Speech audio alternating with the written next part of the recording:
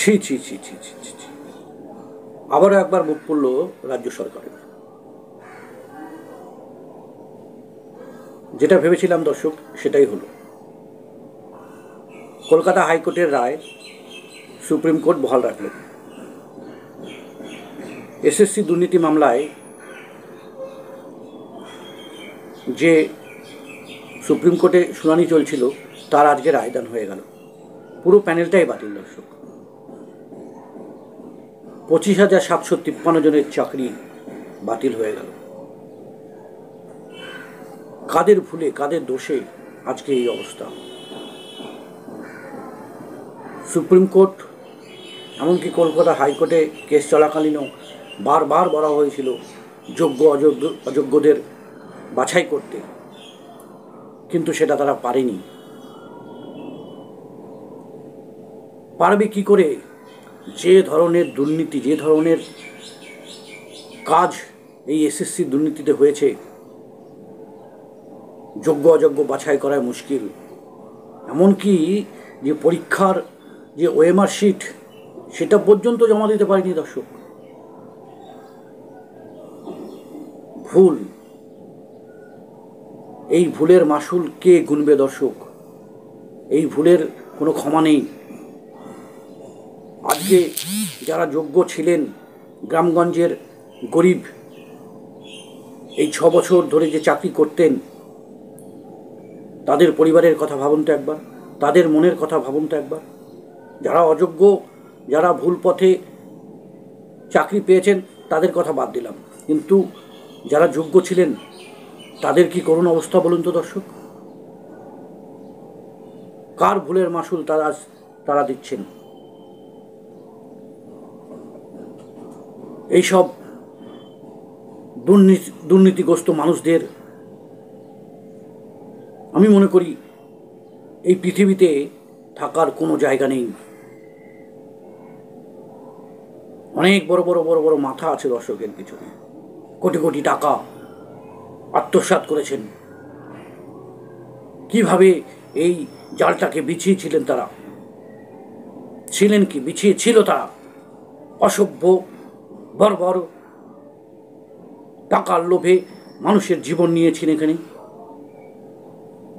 এদের গলায় জুতোর মালা পরানো উচিত দর্শক। ছি ছি, কতগুলো যোগ্য মানুষ আজকে চাকরিহারা হলেন। রাস্তায় কান্নায় ভেঙে পড়েছেন তারা। তাদের এই চোখের জল কে দেবেন দাম? যারা এই দুর্নীতির সঙ্গে জড়িত তাদেরকে টেনে হিচড়ে বের করা উচিত। তাদেরকে সারা জীবন জেলে পচিয়ে মারা উচিত দর্শক। এবার কি বলবেন? কি বলবেন মাননীয় মুখ্যমন্ত্রী শ্রীমতী মমতা বন্দ্যোপাধ্যায়? কি বলবেন অভিষেক বন্দ্যোপাধ্যায়?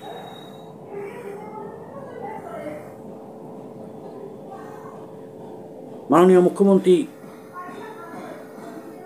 কি বলেছিলেন? যে আপনাদের একটা চাকরিও যাবে না। কোথায় আজকে? কেন গেল চাকরি? কে জবাব দেবে? জবাব দিতেই হবে দর্শক। যারা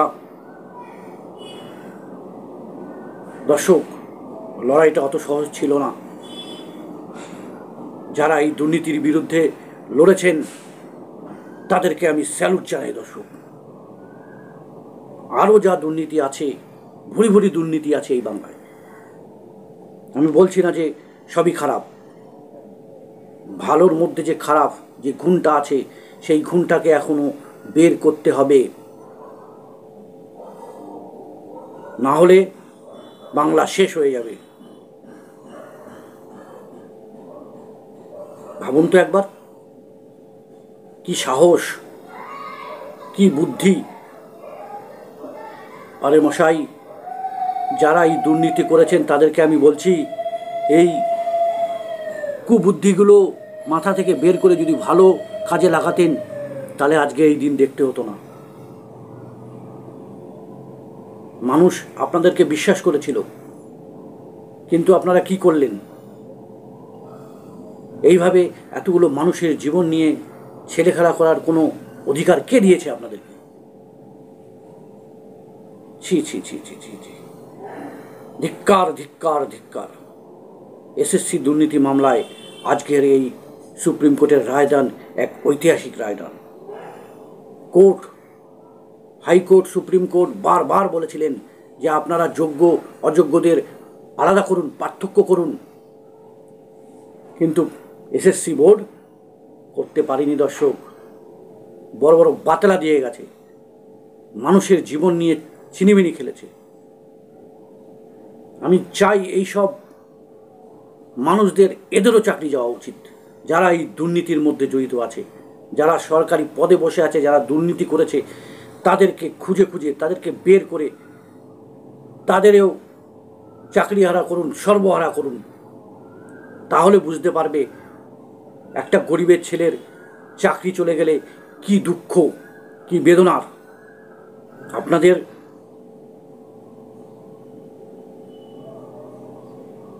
দর্শক যেমন একদিকে খুশি হচ্ছে,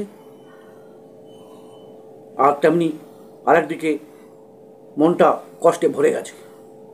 খুশি যে অন্যায় অভিযোগ উঠেছিল এসএসসি দুর্নীতি মামলায়, তার আর সঠিক বিচার হলো। আর দুঃখ যারা যোগ্য চাকরি প্রার্থী ছিলেন, এই অসভ্যদের জন্য, এই অকর্মণ্যদের জন্য তাদেরও চাকরি চলে গেল।